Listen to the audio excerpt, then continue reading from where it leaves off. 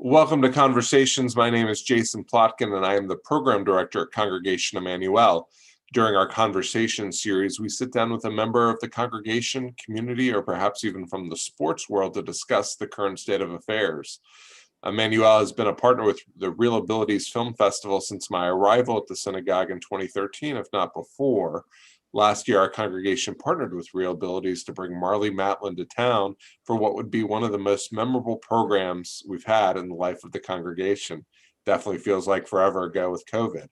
This year, ReelAbilities and the associated night entitled ReelMusic have had to adjust, as we all have, due to the circumstances of COVID and maintaining a safe environment for all those who engage with the programming. To learn about ReelMusic in particular, but also ReelAbilities, we're delighted to bring a guest into our audience that probably you're familiar with. This next guest is obviously involved in our worship, and as a member of the congregation at large, let's welcome Dee Dee Dochen. Dee Dee, welcome to our broadcast. How are you today? I'm great. Thank you so much for having me here, Jason.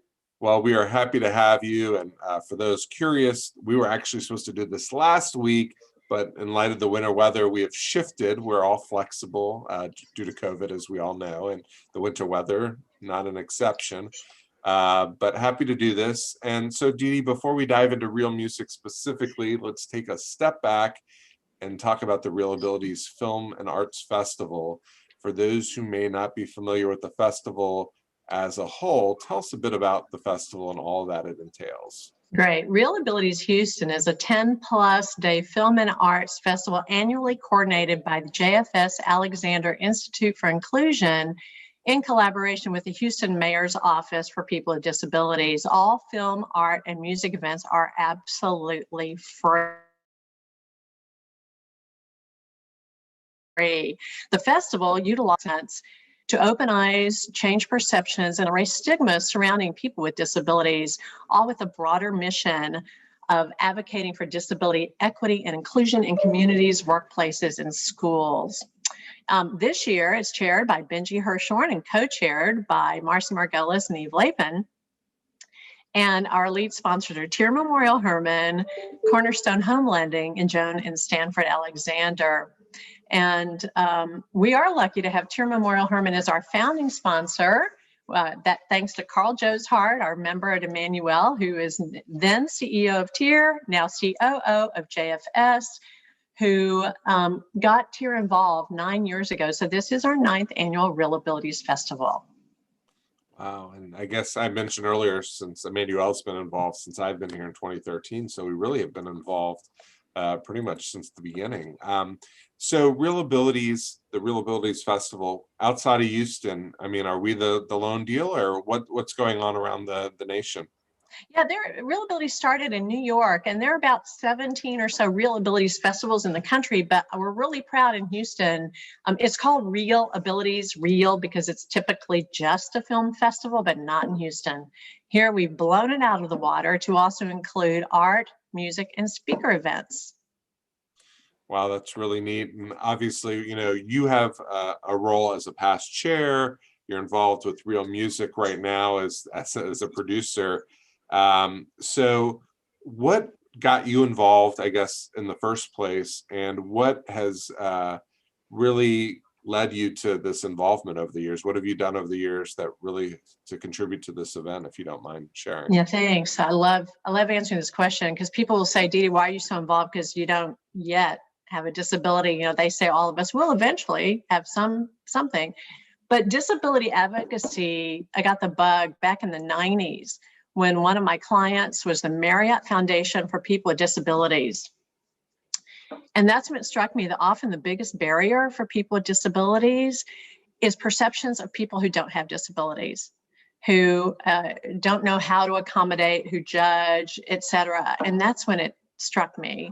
And then when I moved to Houston, I discovered the River Performing and Visual Arts Center and got involved there. And then, of course, started hearing about JFS before I was on the board. I am now on the board, but started going to some ReelAbilities events. And boy, we're so lucky in Houston that we have such a powerful advocacy opportunity through ReelAbilities. So I've been involved now since 2018 when then Chair Vicki Evans, also a member of Emanu, asked me to chair a Real Music night.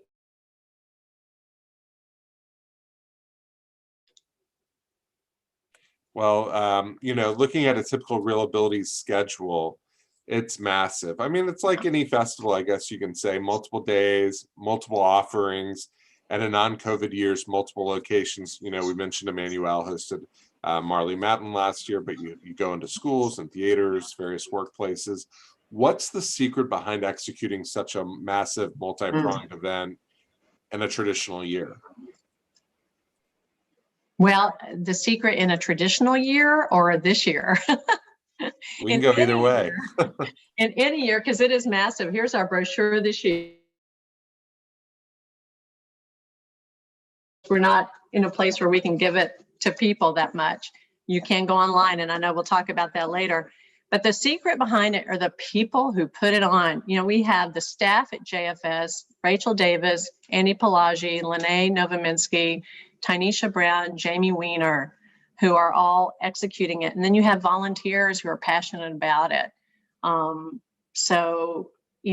we also have collaborating partners, including Emmanuel, our community partners, who either have an intersection with disability or who care about it, who help us spread the word. And the silver lining this year, while we can't be in person, which is a loss, the silver lining is anyone in the world literally can come to ReelAbilities Houston because of our virtual stage. And, we always like to say, we are walking our talk because we're all about inclusion. And this is about as inclusive as you get to go globally, go virtually. You mentioned going globally and virtually. To set the conversation some for specifically about ReelMusic, what were some of the overarching changes that ReelAbilities had to make this event from a typical live in-person happening to a digital platform and space? I mean, this event, as you brought up, has some unique opportunities with making it accessible, but this transition probably put even more weight on certain people's shoulders, if you will. Yeah, are you talking about the whole festival, ReelMusic, or both? Both, yeah. Yeah, with ReelAbilities, one of the beauties of ReelAbilities is it brings communities together in one space, people both with and without disabilities. The disability community in Houston is just amazing. We met so many incredible people. Gabe Casadas, who heads the mayor's office for people with disabilities, his predecessor, Maria Town, all the people in the community. I could go on and on and on. But so we missed that this year. And so that was a challenge, but boy, Andy Pelagi, et cetera, and team have done a great job. We still have programming online. And the positive thing is we can bring people in from out of town to be panelists or moderators on our post-film discussions. And I know we'll talk about UpAbilities later. That's something else we're still putting on through the power of people around the country coming together on a screen. For ReelMusic, the big change is we're going from White Oak Music Hall, live venue with 200-300 people in the audience and 12 performers on stage. We had to pare it down to a 50-minute. I'm featuring 4 performers who are singers and songwriters. All the music you hear performed by them is original, and it's amazing. And these are Houstonians. We also have a great house band backing them up when needed. And I think we'll try actual musicians a little later. So that's the big change, going from a dozen or so musicians in 3 hours to a 50-minute package. But we're real excited the way it's turning out. So now let's get to ReelMusic specifically. ReelMusic, I put in my question, is like the cherry on top of the ice cream sundae, the final celebratory night of ReelAbilities, which it's not the final night anymore due to the winter weather. But what is ReelMusic and how did it come about? You said earlier in our conversation that most ReelAbilities are focused on film solely, and here we have this music event. How did this come about? Yeah, it was actually Carl Josehart again, who years ago when he was at TIER, he said, why not add music to the mix? And so it started as a jam session in a bar, just real casual, where there were some musicians who had disabilities who he found or they found. And it has grown exponentially in 2018. It became a full-fledged concert at White Oak Music Hall.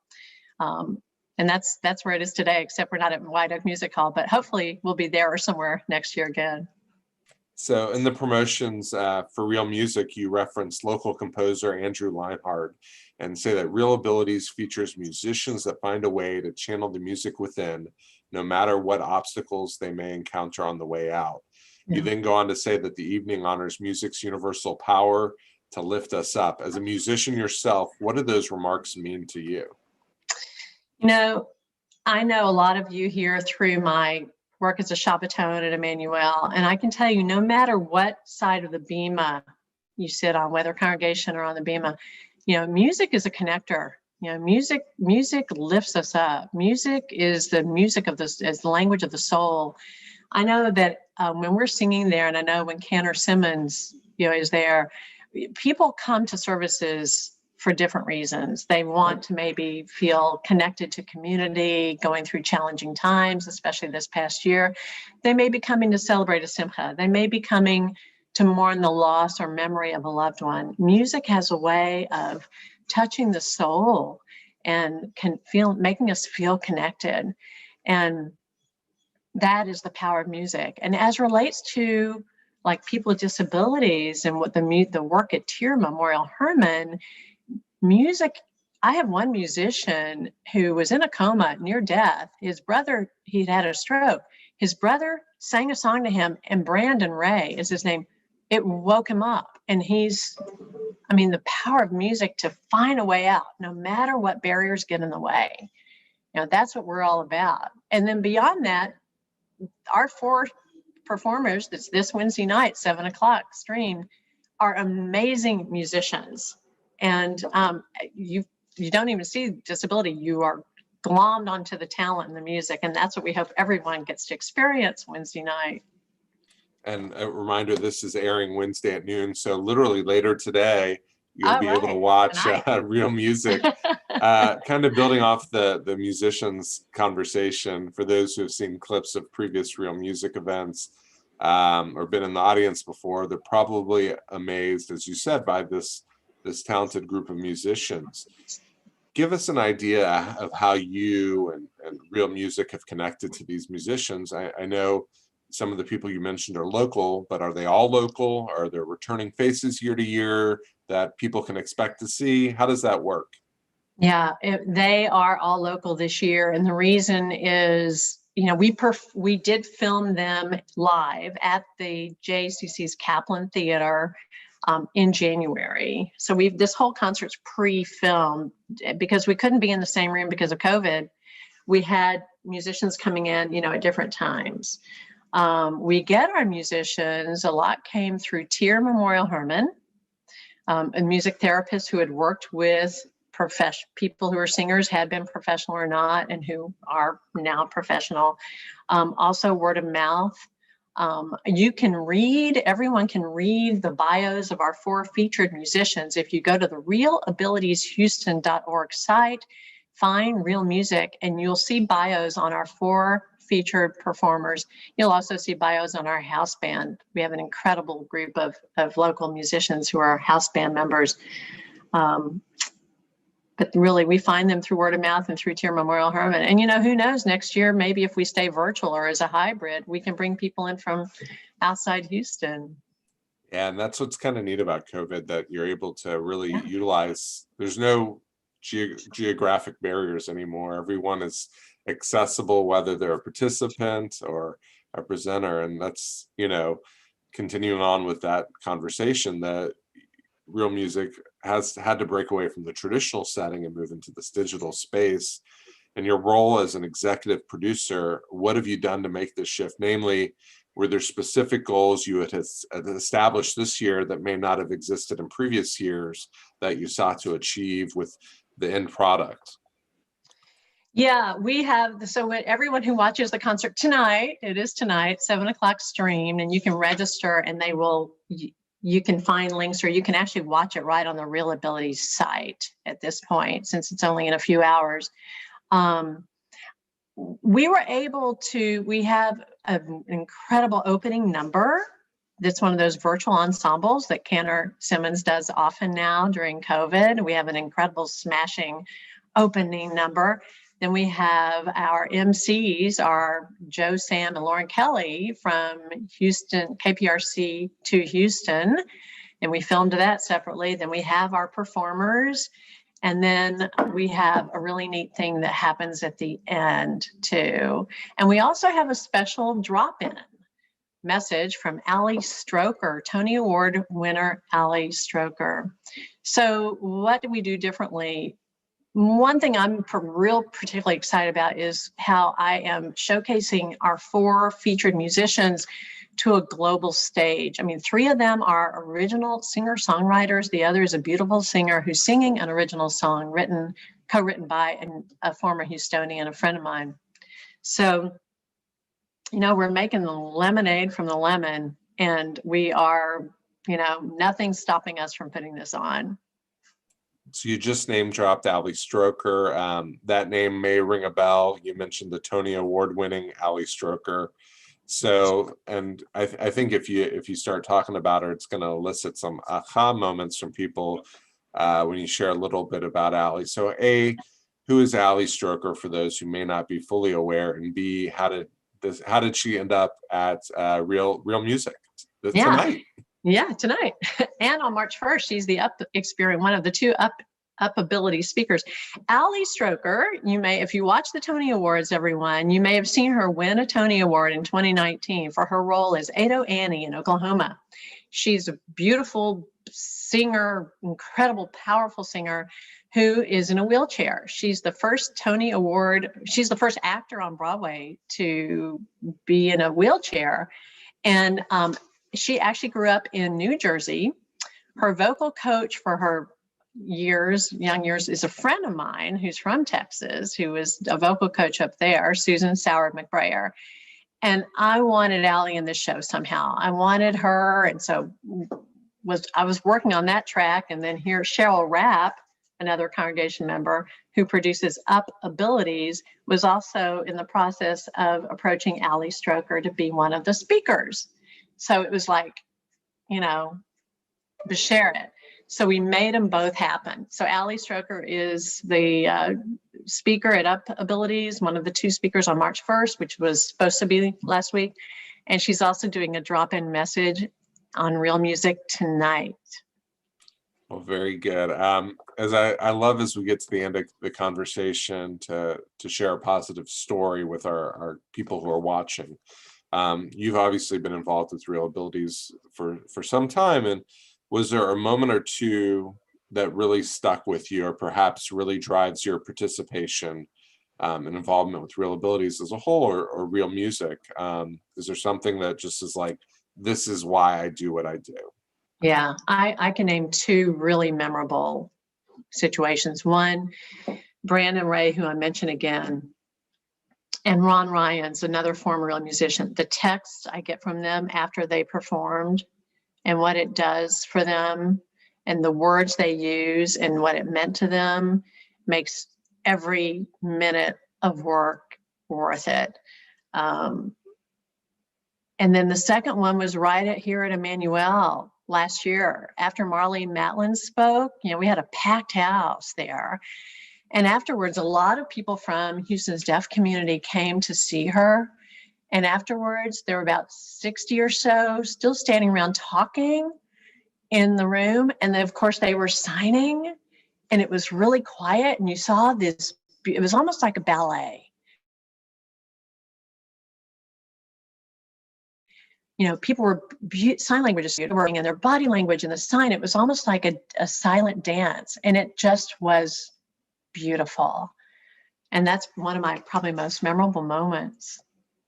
That's pretty neat. I remember that evening, just the emotion in people's faces as Marley was on the stage, and she really captured the room in a way that I've never seen done. I think she was probably the most powerful person to ever be on that bema that I've seen, and that was just remarkable. So that was other than our own clergy and cantor, of course. Oh, of course. But I mean, it was right. It was just amazing seeing her just take over the sanctuary. Yeah. And lastly, I always enjoy putting my PR hat on. Of course, you always have a PR hat on as well. But I like allowing our guests to have a chance to plug whatever it is that we're talking about. Obviously, in this case, ReelAbilities and ReelMusic. For those who are watching, if you're on Facebook or YouTube, I'll certainly put any links that are shared and on the post. But Dee Dee, feel free to plug what's going on, UpAbilities you brought up earlier. What else can we share and how people can find out more? Okay, everyone, go right now. Since let's see, it's probably about 12:30 now. At 7 o'clock, ReelMusic is going to stream on the ReelAbilities Houston site. That's Reel, REEL, abilitieshouston.org. Find ReelMusic, register for it so that you can get a link. Or if it's a little late, still go on that site a little before 7, and there will be a link to how to watch the concert from the site. Okay, that's one way. ReelAbilitiesHouston.org in any way, shape, or form.